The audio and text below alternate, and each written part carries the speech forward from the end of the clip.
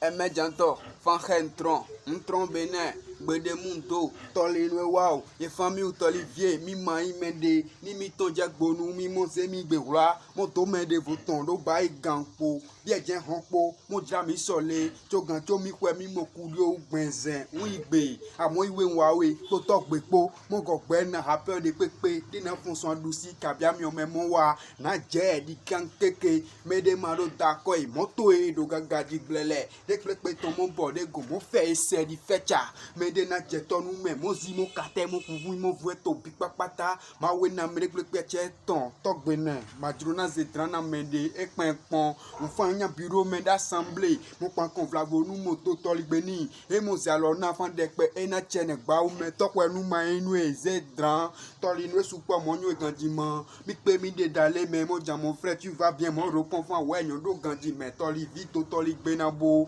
et mon gobia hojan non yemide tolik be man sokbe dorito yo humia na do tote de re gbegbe te culture na nyaga yo humia na do tote tomehia gbegbe te culture na nyaga mi goze mi tok wetran do hoglede mi goze mi tok wetran do hoglede nous vive taune e ya pe mo kan we do miji chanko we di racine ye wa bie o ji gbe na konton goton ahan no ya mo ganu we ya tolivi makunya tolivi ma wa yemenu tolivi dédé ton mo dogi afan toli nu wa ilo nyon elo le diesel de use roy toli nu vidiji ifan ivi ye wa nyon bio dagbe mo kan bio bi e wa metitan mi to je un vi yeah mi to je un vi yeah bi e pa che mi to je un vi yeah toli nu e fier ye wa nyon toli nu e fier ye wa nyon toli nu e fier ye wa nyon o se po mo do toli gbene o do yo vo gbena mo do toli gbene o gati o nya yo vo to me ahan amojo gbe ma do to gbe we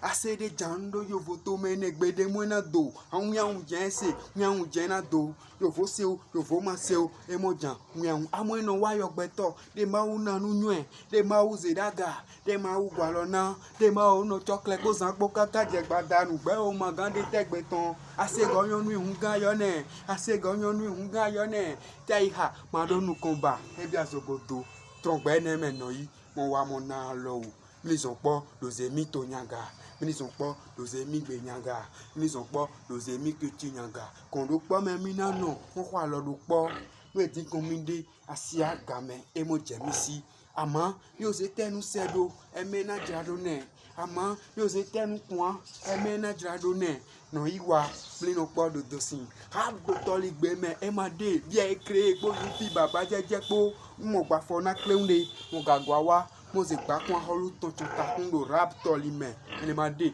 mo gba bi e ja me de ma de mo ko bi e pleme quelques années do et que le rappeur de odo 30 ans de carrière ni wa bien mo go pedran ki e ji bi e do ne du de jinu atoli nu epo toli nu de ma poche cambie mo donner diesel de use roy toli nu e fier ye wa bien toli nu e fier ye wa bien toli nu ye fier ye wa bien quand c'est ye mo donner avant ku ifan yin vidiji ye wa bien toli nu e fier ye wa bien toli nu e fier ye wa bien cambie mo donner ifan yin vidiji ye wa bien toli nu e fier ye wa bien toli nu e fier ye wa bien cambie mo donner ifan vidiji ye wa bien ifan vidiji ye wa bien